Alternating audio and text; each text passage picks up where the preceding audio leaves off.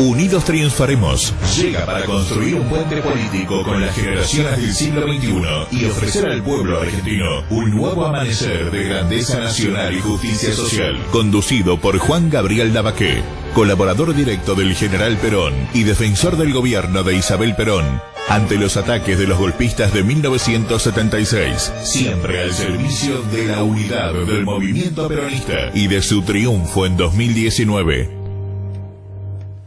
Buenos días, compañeros y argentinos en general. Yo diría que en el campo, hasta hace unos años, ahora no sé porque hace mucho que no voy al campo, se saludaba en los ranchos, ¿no? Venía el forastero y decía Ave María Purísima, y de allá le contestaban sin pecado concebida. Nosotros vamos a empezar, si no se ofende ningún sacerdote ni el obispo, vamos a empezar a saludarnos unidos triunfaremos, y se contestará triunfaremos unidos. Viene bien para iniciar un día como este, en que estamos próximos a acontecimientos importantes, como fue fundamentalmente el 24 de marzo, pero de eso vamos a hablar seguramente en el próximo programa, una vez que haya pasado el 24. Ahora quiero saludar, como siempre, a nuestros colaboradores inmediatos y darles a ellos la posibilidad de que saluden a nuestra audiencia. Quique Romero, el periodista incisivo, es un poco como Sócrates el moscardón sobre el caballo, para que nunca duerma. ¿Qué tal, Juan Gabriel? Bueno, gracias por esto que me estás diciendo, pero no es tan así. Lo que pasa, Juan Gabriel, es que el sistema está muy mal, se nota, y bueno, alguien tiene que gritar, el rey está desnudo, es solamente eso. Yo me siento como el que está gritando, el rey está desnudo. Bueno, él tiene un programa aparte que él conduce y que se llama Contramano o A Contramano. A Contramano. Con eso lo digo todo y lo dice él todo. Luego está Solange Paz, que es la periodista que... No, ella pone el bálsamo acá. Afortunadamente no es moscardona o un caballo. Buenos días para todos. Salud, querida. Bueno, vamos a contar un poco de las redes sociales en donde nos pueden encontrar y mandar mensajes, comentar acerca del programa. Tenemos Unidos Triunfaremos por Facebook, también nos pueden encontrar en Instagram y en Twitter con el mismo nombre, y también nos pueden mandar algún mail por unidostriunfaremos@gmail.com. Eso de la W en unido es porque tenemos que estar muy unidos para triunfar. Con énfasis. ¿Con énfasis. Sí, señor, no la U. La U. La U. Sí. También saludamos desde acá a Marcela, que sigue con su mamá un poco delicada y por eso no ha podido venir, pero rogaremos a Dios que en el próximo programa ya esté bien. Saludamos también a Paola Vilque, que más afortunada que nosotros está pasando frío en Europa, pero sarna con gusto no pica, fue de paseo, se lo va a soportar seguramente, con placer incluso. Vamos a saludar a nuestra camarógrafa, jefa de cámaras, Jimena, es una chica que nunca aparece en pantalla, pero porque está detrás justamente de las cámaras, dirigiéndolas. Bien. Y a nuestro operador también, Hernán Gómez, que nos acompaña hoy. Un operador nuevo, por eso no te pude mencionar. Hernán te llama. Hernán Gómez. Bueno, estamos con dos invitados muy especiales porque el programa de hoy va a ser un programa especial. No porque seamos mayorcitos de edad y nos entre la nostalgia del pasado, sino porque por lo que dijimos en el programa anterior, o dos programas, creo que lo dije en el primero, no en el segundo. En el primero. La historia nos importa porque además de ser historia, escuela de vida, la historia nos conecta con nuestros orígenes.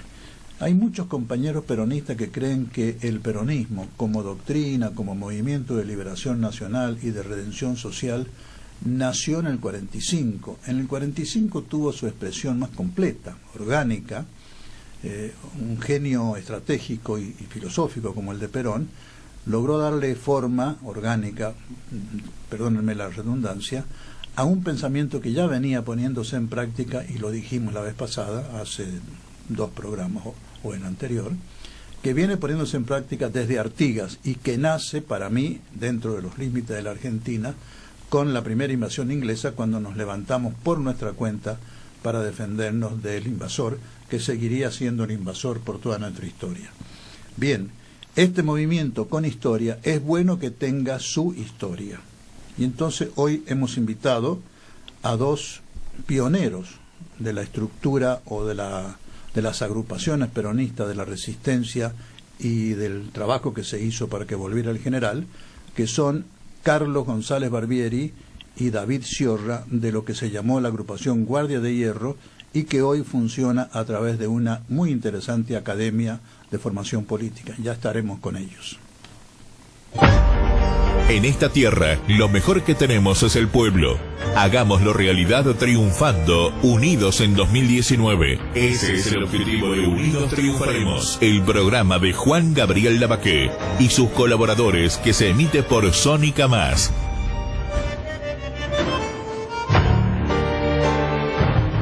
Hablando de historia de la resistencia peronista, y antes de entrevistar, más que entrevistar, voy a charlar con ellos como compañeros, como un diálogo, como hemos venido haciendo en los otros dos programas.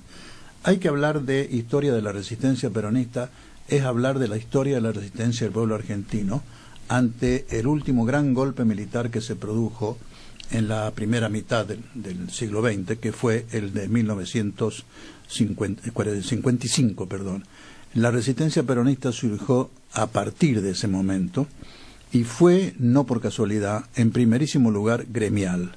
El gobierno militar del general Lonardi, apenas sube el 16 de septiembre, no interviene la CGT, de hecho la interviene, nombra a dos dirigentes obreros, Natalini y Framini, para que condujeran, que eran peronistas, para que condujeran la CGT, porque Lonardi no quiso liquidar la estructura social misma del peronismo. Tenía un problema personal con Perón, parecería que del colegio militar venía el asunto, pero no con el peronismo como tal, con el pueblo peronista. De modo tal que lo respetó, pero el 13 de noviembre, fíjense que 2 meses después, escasamente 2 meses, del mismo año 55, hay un levantamiento dentro del mismo golpe de Estado, un golpe dentro del golpe, digamos, que lo encabeza el general Aramburu y el contraalmirante Isaac Francisco Rojas, y ese sí que era, para usar el término tan en boga en aquel entonces y todavía hoy, ese sí que fue un golpe gorila. Lo destituyeron a Lonardi, intervinieron inmediatamente la CGT, tropas de la Marina invadieron los gremios, todos los gremios, liquidaron todos los muebles, todo lo que encontraron a su paso y encarcelaron a sus dirigentes. Simultáneamente tomaron prisioneros a 500 dirigentes políticos, todos los que habían sido diputados, embajadores, senadores, constituyentes del 49, yo lo recuerdo bien. Uno de los grandes constituyentes fue el doctor Pedro Ramela, que era ayudante directo de Arturo Sampay, que fueron los dos redactores de la Constitución, y don Pablo Ramela, jurista, un hombre de prestigio, un escritor, fue a parar a la cárcel junto con los otros 500. A los más peligrosos, decían ellos, los que podían hacer alguna poblada para protestar por todo esto, los mandaron a la cárcel de Ushuaia. Yo he visitado Ushuaia y si ustedes van alguna vez allá les recomiendo ver, ahora es un lugar de atracción turística, lo que fue la cárcel de Ushuaia con los fríos que hace en ese momento.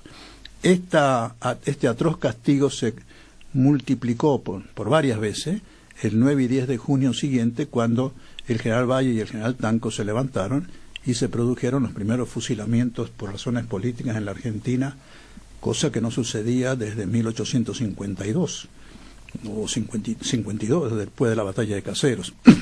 Ya había habido un bombardeo feroz el 16 de junio del 55, que fue justamente el primer acto genocida contra el pueblo argentino para romper o desestructurar al peronismo. En esas condiciones se produce la primera gran huelga, poco después, con Frondizi, es decir, 2-3 años después, una enorme huelga, una cosa que conmocionó al país.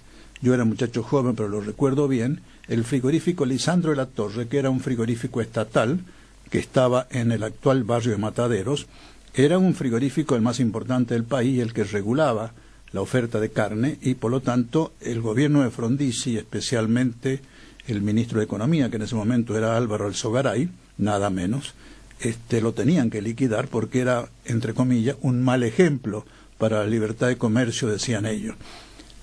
Quisieron cerrarlo y un dirigente nuevo, no había ocupado cargo en ese momento, Sebastián Borro, se levantó, armó una huelga y que tuvo loco al gobierno de Frondizi durante meses. El gobierno de Frondizi tuvo que dictar un llamado Plan Conintes, que ya existía de la época de Aramburu y Roja, por el cual los obreros en huelga pasaban a ser soldados del ejército y por lo tanto con disciplina militar y con pena de muerte si desobedecían. En esas condiciones no lograron pararlo, hubo marchas populares y ahí, por rara casualidad, destacó un obrero que era faenador del frigorífico y que se llamaba Alejandro Álvarez. Después fue el Gallego Álvarez y ya hablaremos de él. En esta tierra, lo mejor que tenemos es el pueblo. Hagámoslo realidad triunfando, unidos en 2019. Ese es el objetivo de Unidos Triunfaremos, el programa de Juan Gabriel Lavaqué y sus colaboradores que se emite por Sónica Más.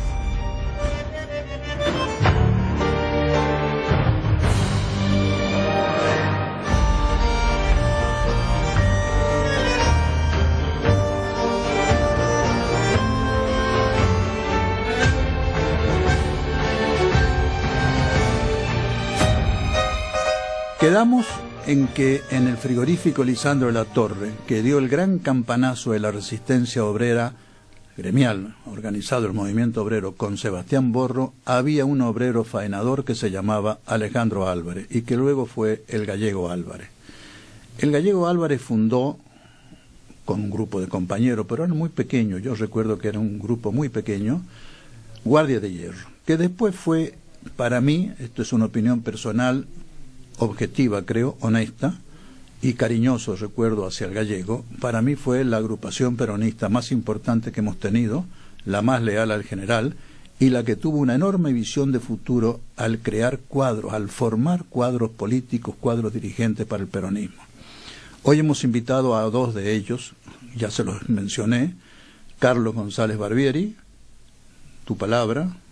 Buen día. Buenos días, es parco de palabra, ¿eh? Y David Sciorra, que tiene la ventaja de ser historiador, en serio, yo soy un historiador aficionado, David lo es en serio. No, me parece que me queda grande ese título. Simplemente soy alguien que se interesa en la historia, nada más. Y bueno, gracias por la invitación. Vos sabés que hay un amigo nuestro, conocido en el peronismo, filósofo, para mí el filósofo más profundo de la Argentina de hoy, que es Alberto Huela. Y cada vez que uno le dice que él es filósofo, dice, no, yo no soy filósofo, soy un pensador, nada más. Es como diciendo algo más. No soy uno que habla de filosofía, pienso en filosofía. Bueno, muchachos, el Gallego Álvarez. Termina la huelga del frigorífico Lisandro de la Torre. ¿Qué hace? ¿A quién busca? ¿Cómo se empiezan a reunir? Y mira, en esa época Juventud Peronista nucleaba a todos, no había todavía separaciones. Había un grupo que conducía lo que se llamaba un comando operativo de la resistencia, que la Juventud Peronista formaba parte de eso.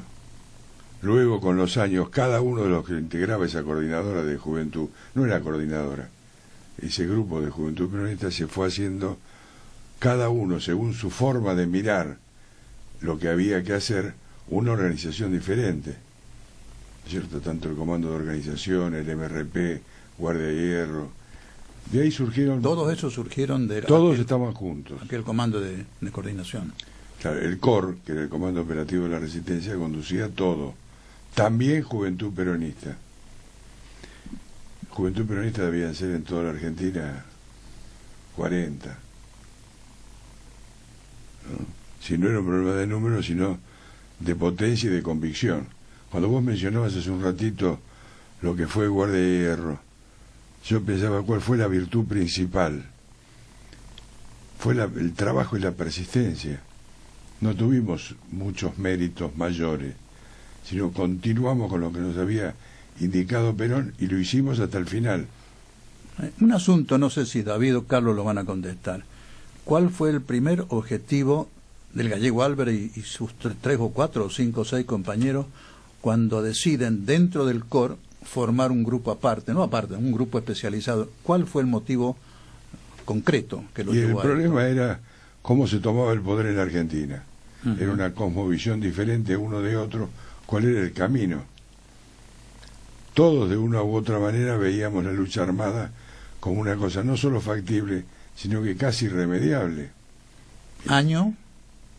Y 60 y pico. 3, 4 o más Sí, adelante. No. Se pone álgido después del retorno fallido. Del 65, 4, diciembre. Cuando falla eso ya queda claro de que... Aclaremos para los más jóvenes, el 20 de diciembre de 1964, Perón, llevado por un operativo que había organizado Bandor, si la memoria no me falla, que venía en el avión. Que venía en el avión, Bandor con él, intentó retornar a la Argentina, y al abastecerse, o sea, al aterrizar en el aeropuerto del Galeão, en Río de Janeiro, para abastecerse de combustible, el gobierno del doctor Ilia, que era el presidente, y su canciller era Miguel Ángel Zavala Ortiz, le pidieron al gobierno brasilero que no lo dejara partir del Galeão para Buenos Aires, sino que le exigiera regresar a Madrid, porque temían que Perón, por supuesto, pisaba Ezeiza y se produjera lo que se produjo después el 17 de noviembre del 72, cuando regresó, que se levantó todo el pueblo a aclamarlo y a seguirlo. Me gustaría contribuirte con algo que nos enseñó Perón. Antes de hacer ese viaje, Perón le había aconsejado al gobierno de Ilía que se estaba preparando en Estados Unidos una ola de golpes en toda América que iba a incluir a América Latina completa, entre ellos la Argentina.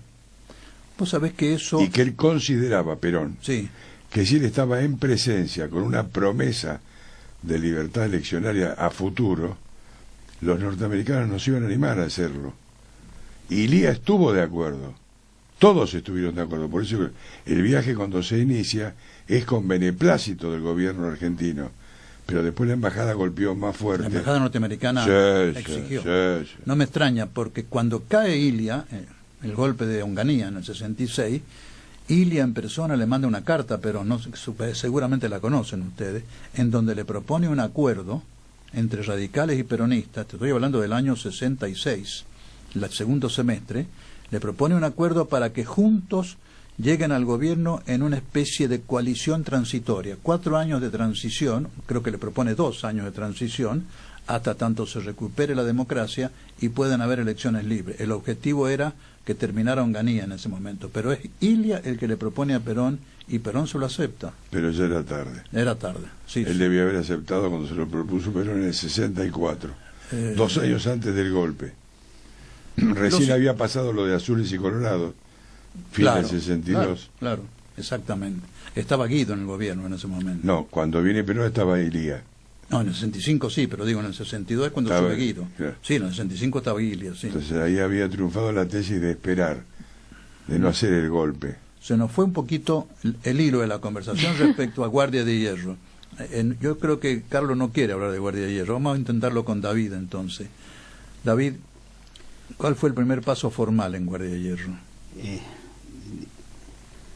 Yo creo que tiene que ver, y si no me corregirá Carlos, que estuvo más... Habla un poquito más fuerte.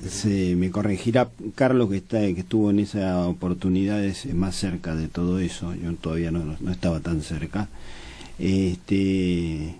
Fue la necesidad de que el general Perón tuviera una agrupación, un agrupamiento totalmente leal a él, porque como cuando Perón se va, empieza a aparecer aquella cosa que después fue el neoperonismo, o la idea de que Perón no vuelve más, y entonces ¿quién se queda con el mando del movimiento? Cosa que era...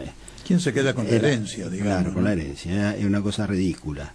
Y creo que alrededor de esa voluntad de sostener la conducción de Perón a rajatabla y la lealtad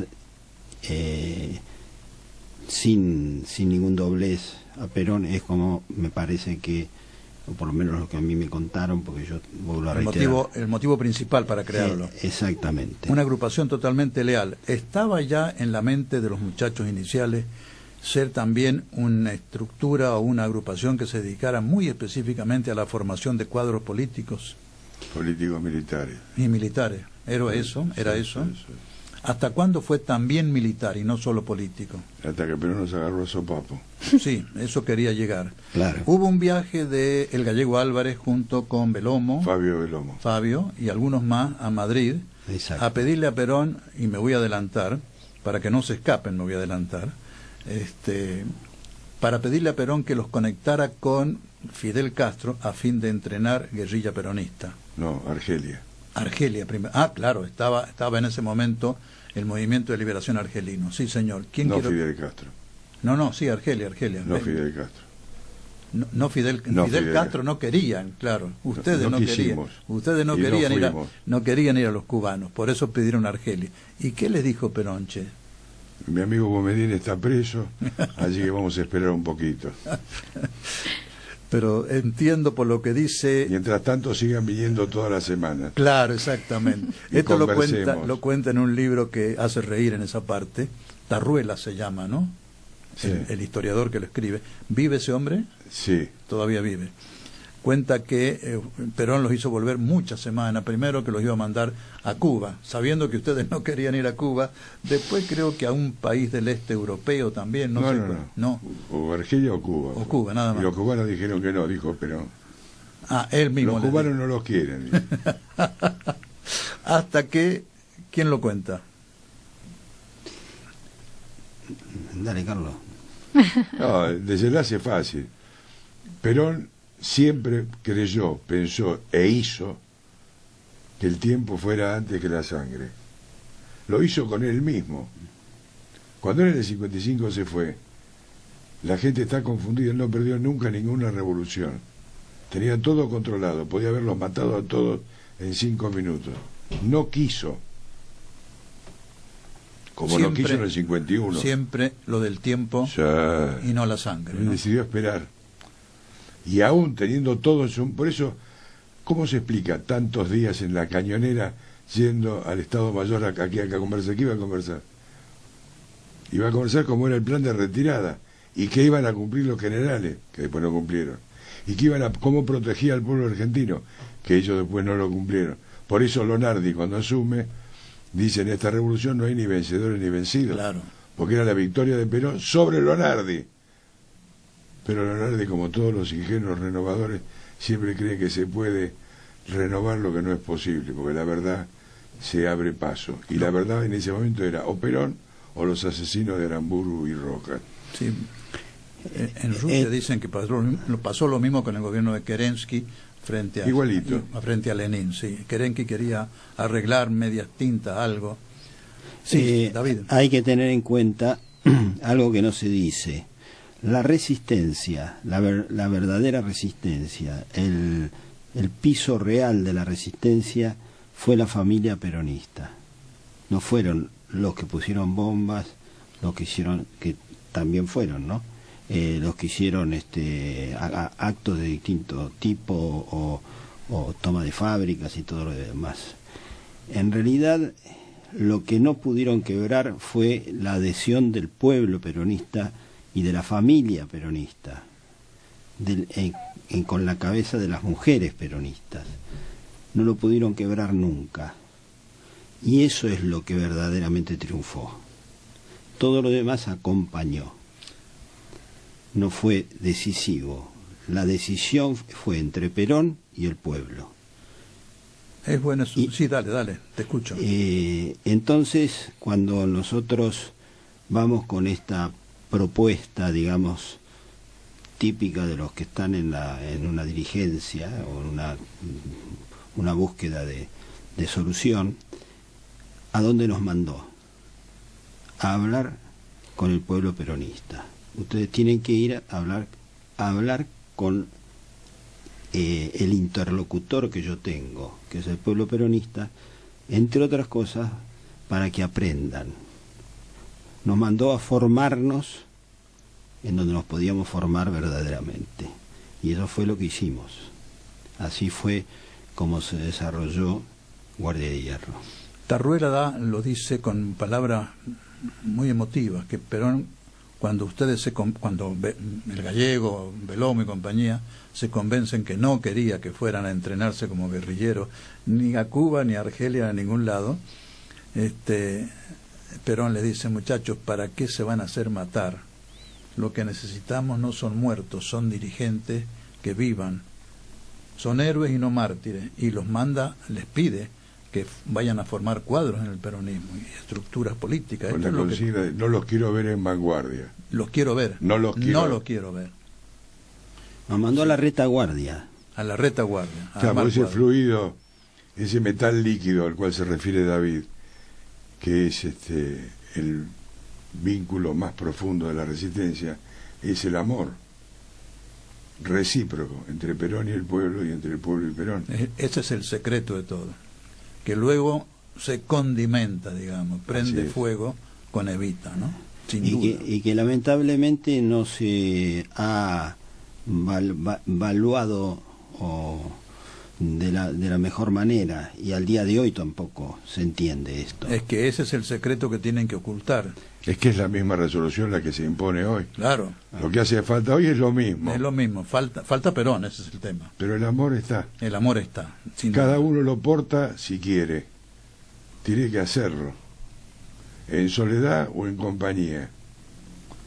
A mí no me han hecho ni seña de cortina ni seña de nada. Yo Está sigo. Bien. Sí, seguimos. Lo que corresponde ahora es llegar al presente.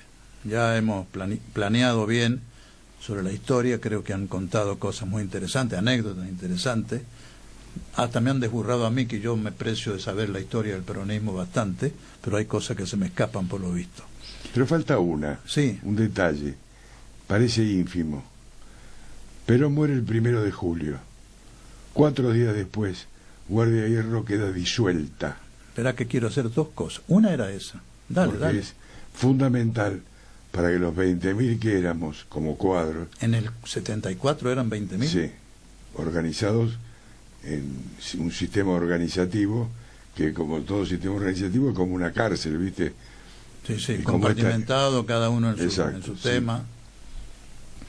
Entonces después seguimos, pero en libertad, porque esa organización se hizo para que la condujera Perón, no Alejandro. No el Gallego Álvarez. No, claro. Sino Perón. No estando Perón, cada cual recuperaba su libertad para hacer lo que quería, y hasta el día de hoy seguimos sin organización. Esa academia que después vamos a hablar, ese es el segundo gran tema. Es sin organización, salvo para poder hacer que funcione, pero que cada cual mantenga su libertad, no con el chaleco de una organización que deja a los tipos presos. Es que, si me permitís, ¿no? Voy a hacer de intérprete, pero es que este es el fondo de la conducta de los dirigentes peronistas. El dirigente peronista escucha.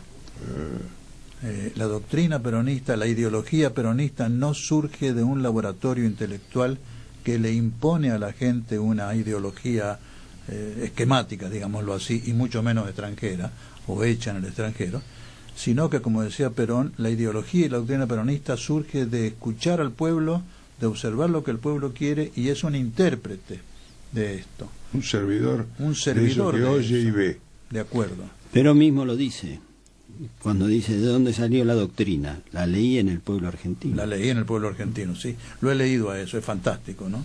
Es fantástico. Y en el modelo argentino para el proyecto nacional lo vuelve a repetir. ¿De dónde sale este modelo? De una experiencia, qué sé yo, pero de lo que emana del pueblo y de la naturaleza, porque lo que no se entiende en este mundo actual donde todo es light, que nosotros tenemos un pueblo que no es cualquier cosa, tiene una naturaleza, tiene una identidad profundamente arraigada y con muchísimos años de maceración. Y esto no están tratando y han tratado de destruirlo. Lo que hicieron en el 76 no apuntó nada más que a esto, a destruir al pueblo argentino. No les interesó hacer negocios, que los hicieron, sino lo que importaba era que nunca más resurgiera el pueblo argentino. El tema de hoy, fíjate, vos, viene muy bien lo que acabas de decir. Creo que me están haciendo señas de que hay que redondear, ¿no? 2 palabras. Viene muy bien porque el problema de hoy es la desorientación de nuestros compañeros, de nuestros dirigentes, perdón. No hay una conducción, eso es evidente. Algunos quieren fabricar una conducción por los diarios, por la publicidad, por el dinero, por la estructura que manejan. La conducción va a surgir y este es el objetivo del programa que hemos iniciado hace 3 semanas. La conducción va a surgir de todo este diálogo entre todos los sectores peronistas y solo alguno va a descollar porque la gente va a comenzar a seguirlo. Este va a ser el conductor. Yo creo que todo lo demás es apresuramiento inútil, ni poniendo publicidad, ni acomodándose con el gobierno de turno, ni acomodándose con la prensa poderosa que hace creer que hay este candidato y aquel otro. El pueblo argentino y especialmente el pueblo peronista va a hacer surgir poco a poco un conductor en este año. Acuérdense lo que les digo, muchachos. Este año va a surgir alguien que va a conducir el peronismo naturalmente. Y ese va a ser el auténtico conductor. Porque los conductores surgen cuando hay necesidad. Nosotros cuando decidimos hacer la academia ya hace 7 años, fue con el objeto de contribuir a que supieran todos los que querían lo que había que saber, no para dirigirlos en una direccionalidad determinada. Y así lo hicimos durante 7 años. Le dimos clases de curso y clases doctrinales a montones de muchachos y no muchachos de todas las provincias de la Argentina, de distintos agrupamientos políticos. Déjalo ahí, porque quiero que lo retomes, porque ahora sí me están haciendo señas que nos van a echar, o cortamos. El justicialismo es una nueva filosofía de la vida, simple, práctica, popular, profundamente cristiana y profundamente humanista. Hagamos la realidad, triunfando unidos en 2019.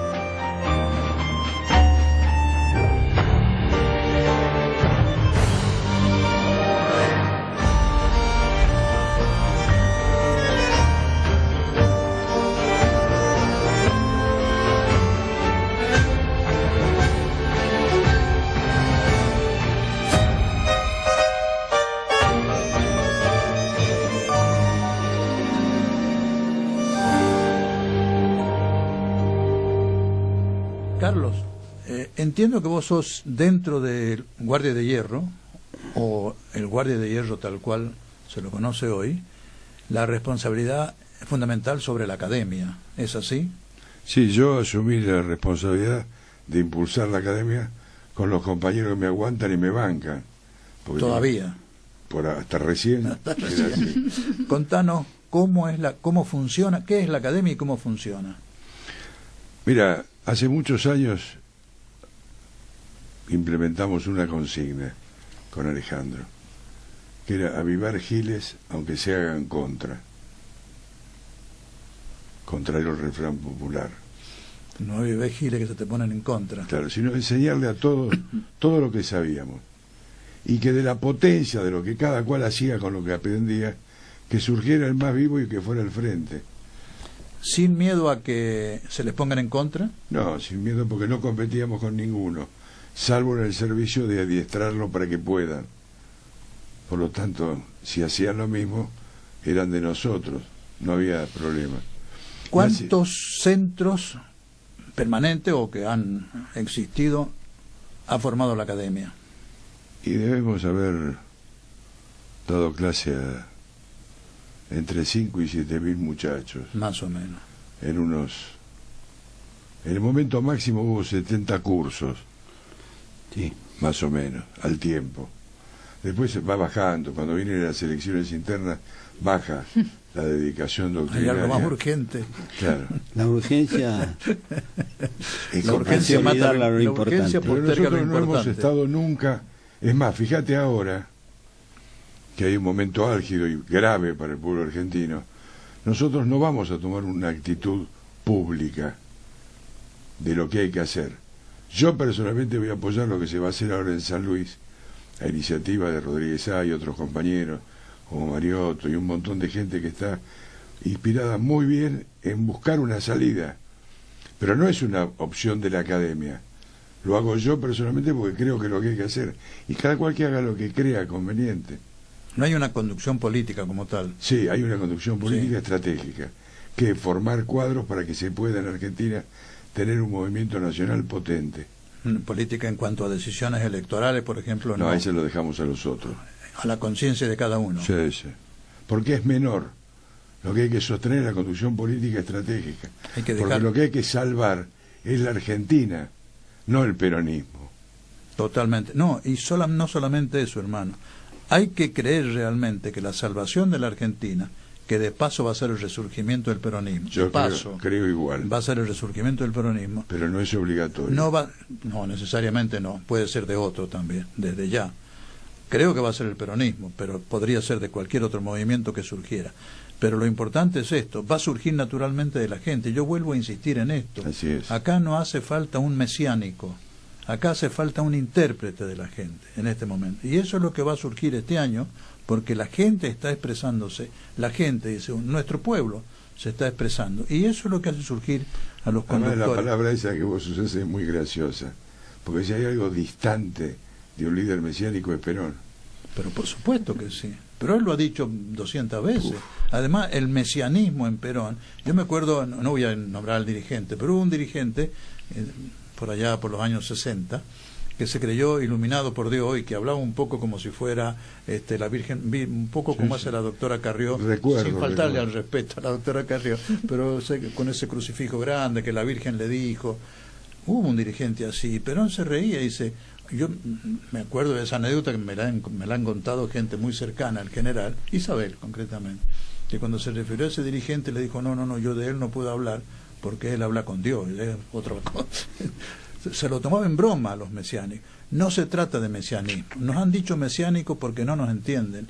No hay dirigente, el conductor peronista no es un mesiánico. Pero tiene una raíz es más un profunda intérprete. en su enemistad. ¿Perdón? Tiene una raíz más profunda. Cuando nos dicen mesiánicos, es porque tienen en su ADN el combate contra todo aquello que conduzca a la verdad. Claro. Siempre es igual. Yo creo lo mismo. Pero permitidme volver a la academia, que realmente yo tengo una obsesión con la formación de cuadros en el peronismo. Obsesión. En mi larga vida política he hecho algunos cursos de formación con buen éxito, gracias a Dios.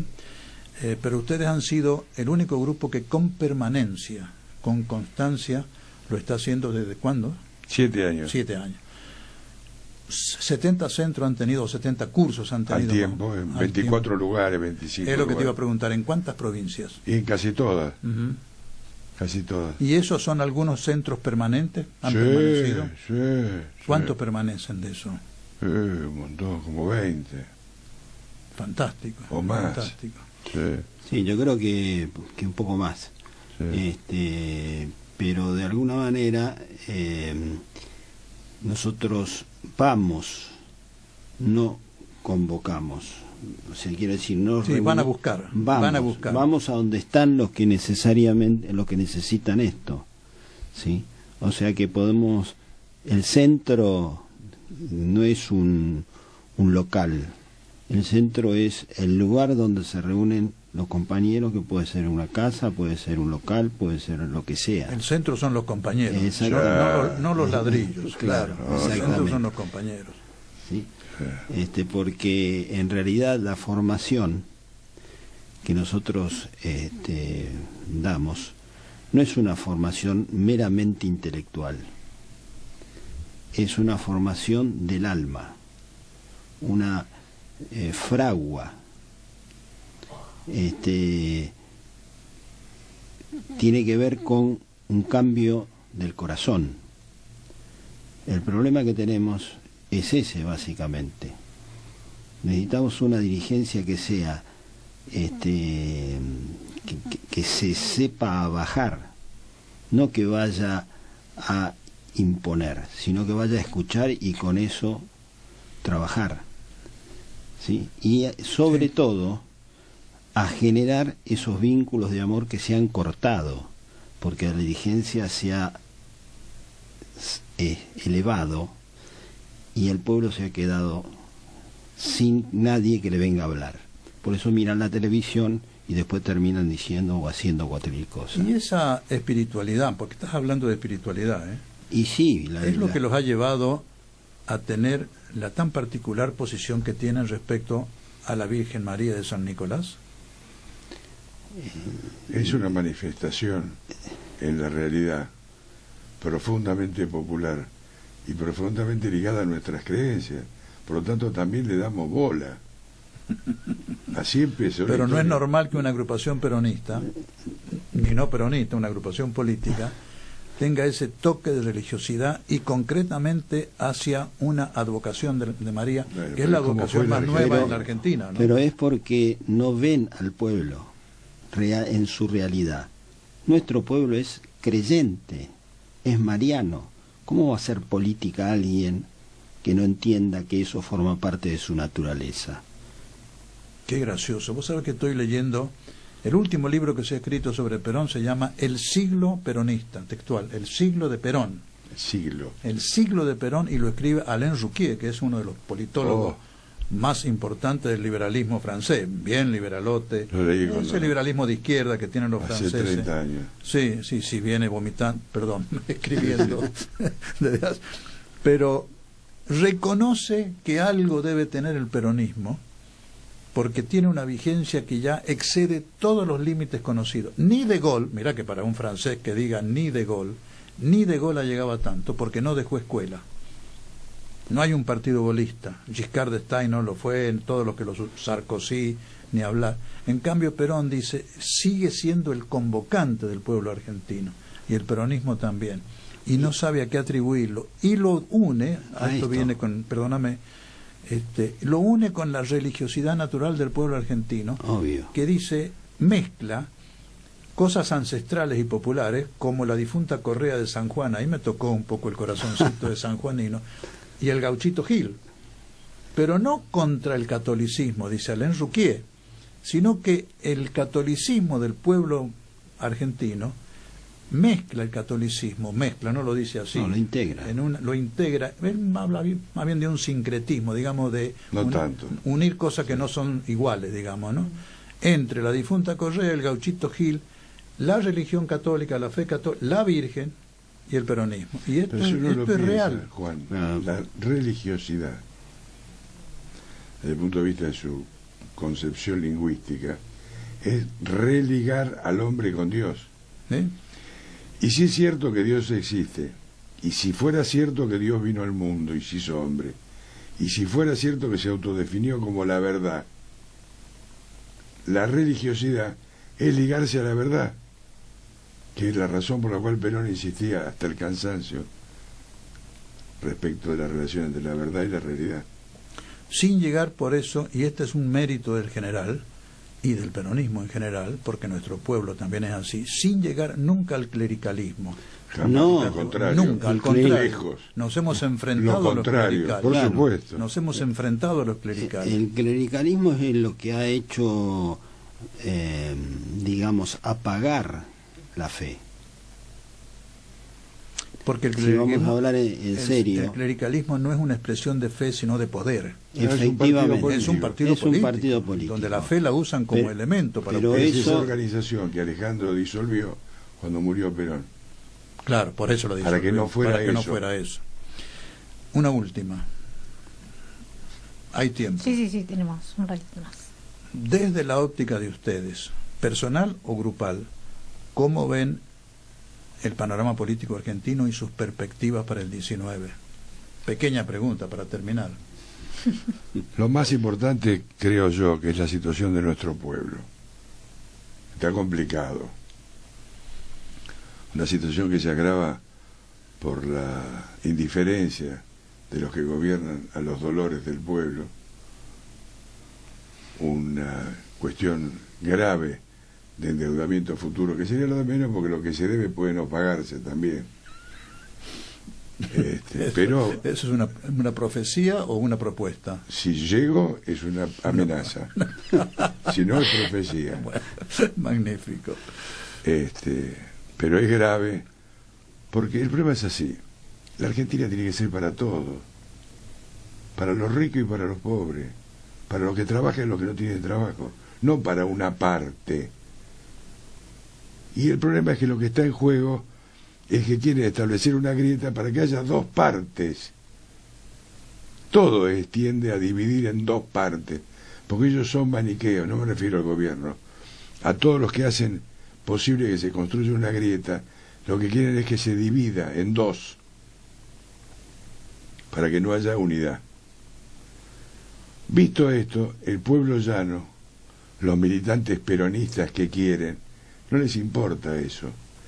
Y están surgiendo de todos lados en búsqueda de una salida a esta situación. Y se la van a encontrar porque tienen con qué, cómo y por qué. David.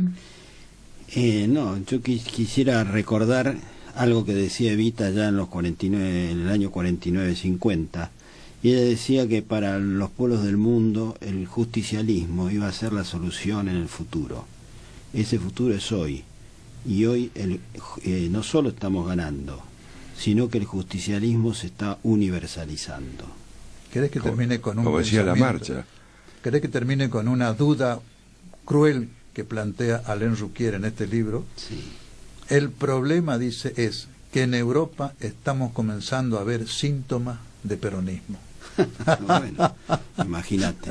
Sí, hombre, textual. Es la solución. Es textual. No, para él es el problema. Lo tiene ahí enfrente de Roma, Claro, un lugar que se llama el Vaticano. Lo tiene al Papa. Para él es el problema. Es gracioso, ¿eh? Es gracioso.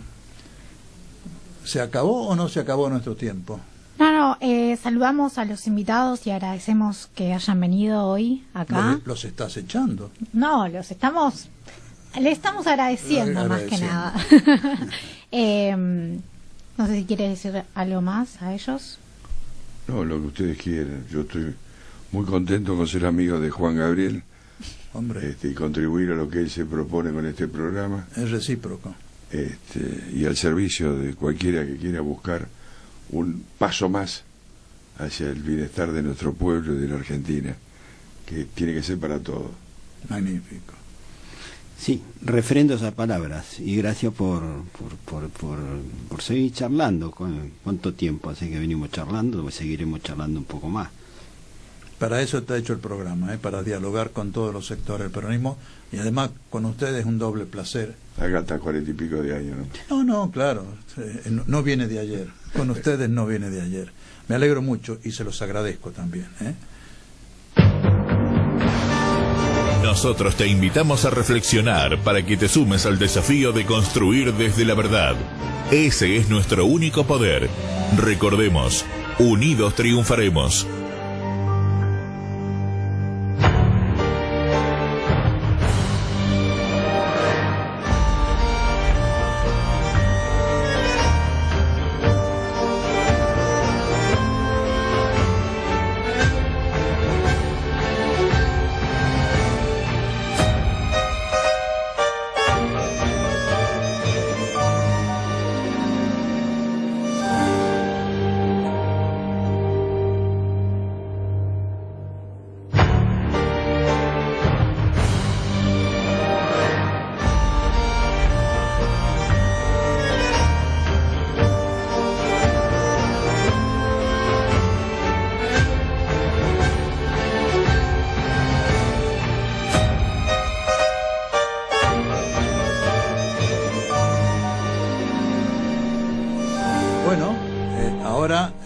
La verdad que yo estoy más que contento, emocionado. Esto es un diálogo que a mí me ha traído recuerdos muy lindos. Son dos grandes compañeros, han sido grandes colaboradores de una persona que yo he admirado, él en su agrupación, yo en otras funciones, como fue el gallego Alejandro Álvarez.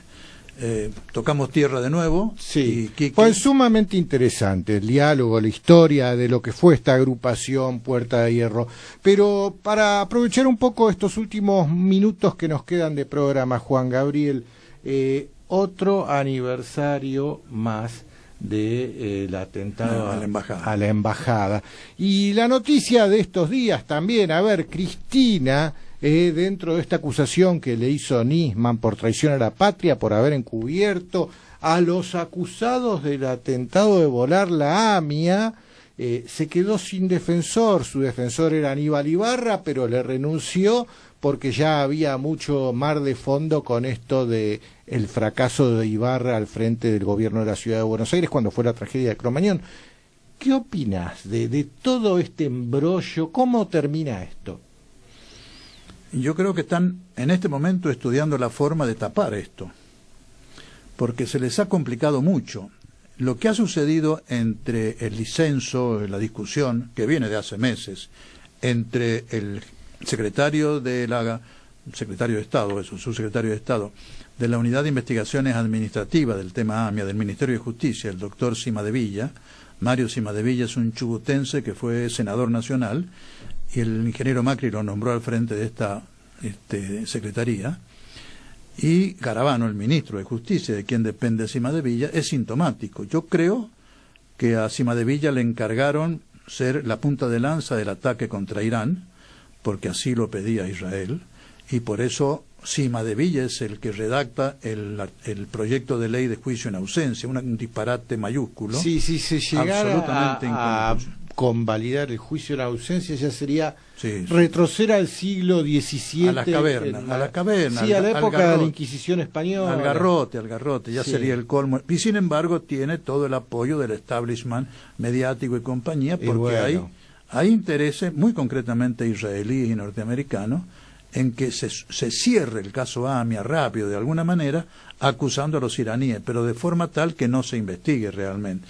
Y la forma de no investigar es un juicio en ausencia. Claro. No están para defenderse, los condenás, no se averigua nada, ya autoridad de cosa juzgada. Cosa juzgada, nos olvidamos de la novedad de este año, poco del año pasado, pero fundamentalmente de este año, es que yo noto que el Poder Ejecutivo, esta es una corazonada, está tratando de recomponer un poco las relaciones con Irán y bajarle el tono a la pelea, porque les está fracasando todo. Cimadevilla siguió atacando, no solamente con el juicio en ausencia, sino con el tema de quién controla la información reservada confidencial de la CIDE, sí, que está en manos de los fiscales del caso AMIA. Y Cimadevilla, dentro del el push, como dicen los ingleses, del sopetón que dio para quedarse con todo y seguir avanzando contra viento y marea, hizo firmar un decreto a Macri, le sacó la información confidencial a los fiscales, Poder Judicial, y se lo pasó a su propia oficina, que es del Poder Ejecutivo. Esto armó un descalabro descomunal, porque nadie ha querido hacerse cargo de una situación tan desgraciada. Ahora decime, esto que está trascendiendo de que existe la posibilidad de que Garabano ordene la disolución de la Unidad Fiscal de Investigaciones Especiales AMIA. La van a descuartizar. La van a descuartizar, sí. Pero no sería ya el colmo esto. No, porque lo van a disimular de mil maneras. De cualquier manera, yo aprovecho para sugerir al que le interese este tema, perdone.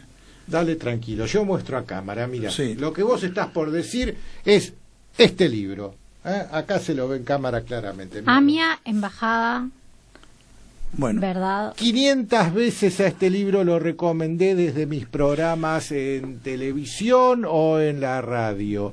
Lo hemos reeditado 2 veces ya. Sí. Ese libro, en un capítulo especial dedicado a la embajada, justamente, ya que se han cumplido en un aniversario más del tema embajada, en este caso creo que son 20 y tantos años, 24 años, una cosa así, 25 años. El tema embajada es otro blef armado por los servicios de información extranjeros, muy concretamente la CIA y el Mossad, para hacer creer de que fueron los musulmanes, los árabes, los sirios o los iraníes, cualquiera que fuera musulmán, porque Estados Unidos e Israel están en lucha por el petróleo, por Palestina, por tantas cosas, están en lucha contra los gobiernos árabes que resisten, musulmanes, de modo tal que ellos inventaron eso. En este libro yo describo cómo se ha ido tergiversando la verdad, incluso el que era secretario penal de la Corte, el doctor, ya me voy a acordar el nombre, Alfredo, un apellido italiano, logró demostrar que no había habido coche bomba en el tema embajada, y descubrió, lo pescó, como quien dice, al jefe de seguridad de la Embajada de Israel, tratando de convencer al comisario que investigaba de la 15 de que había un coche bomba. Cuando llega en ese momento el doctor, el secretario penal de la Corte, lo desmiente, lo saca de la comisaría. Ese hombre lo sacaron del secretario penal de la Corte para que no siguiera investigando, y se lo dejaron después a otra persona que ya no está más, el doctor Canevari, que es el que aceptó la tesis israelí de que hubo coche bomba. Yo acá lo explico con toda la documentación del caso. No hubo coche bomba en la embajada, como tampoco lo hubo en la AMIA. Y todo esto se ha armado como preparativo de cosas que después ha ido empujando también el lobby norteamericano-israelí, como es concretamente lo que hizo el doctor Nisman, obedeciendo a la CIA y al Mossad, y después la denuncia del doctor Nisman, obedeciendo a la CIA y al Mossad, contra la expresidente Cristina de Kirchner y Timmerman y compañía, y después el juicio por encubrimiento. Fíjate que ahora quieren unir juicio por encubrimiento contra Cristina, contra otros temas, para hacer una mega causa y poder juzgarla. ¿Por qué? Porque el meollo de la cuestión, y es que Nisman, si murió el domingo en la mañana o el sábado por la noche, la Gendarmería acaba de descubrir que hubo una incursión en la computadora del doctor Nisman hecha por él la misma mañana del domingo, por lo tanto no había muerto el sábado. Y eso desbarata absolutamente la acusación de que murió el sábado. Esto y de que lo vamos a tener que dejar para otro programa. Esto vale la pena analizarlo. AMIA, embajada, verdad o fraude, ¿quién lo quiere? Solange, ¿dónde lo consigue? Pueden comunicarse con nosotros a nuestras redes sociales o también mandar un mail a marcelawalde@hotmail.com. Recordamos que hay condiciones especiales para compras en ciertas cantidades por parte de unidades básicas y otras organizaciones de la militancia. También volvemos a repetir que están invitadas todas las organizaciones y agrupaciones que quieran venir acá a dar su testimonio y contar qué están haciendo actualmente. Y bueno, nos despedimos de este programa que fue bastante intenso y agradecer a nuestros invitados, David y Carlos. Yo los saludo ya para despedirnos y seguir adelante con la programación. Gracias, Quique. Doctor, ¿quiere decir algo? Quiero decir, hasta el martes, si Dios quiere. Será 27, analizaremos seguramente el significado del 24 de marzo del 76, porque se van a cumplir justamente durante la semana que viene, o sea, el próximo programa ya se van a haber cumplido. Desde el año 76 se van a haber cumplido, ayúdenme, algo así como 40 años casi, es decir, 40 y moneda, 42 años, desde aquel golpe militar que tuvo un enorme significado y que es necesario clarificarlo. Bien, martes que viene en Sónica Más. En las próximas elecciones, pongamos punto final a la pesadilla neoliberal que quita a los pobres para darle a los ricos, mientras entrega el país al dominio extranjero. Fue una edición de Unidos Triunfaremos, el programa de radio y televisión de Juan Gabriel Labaqué, al servicio de la unidad del movimiento peronista y de su triunfo en 2019. Hasta la próxima semana.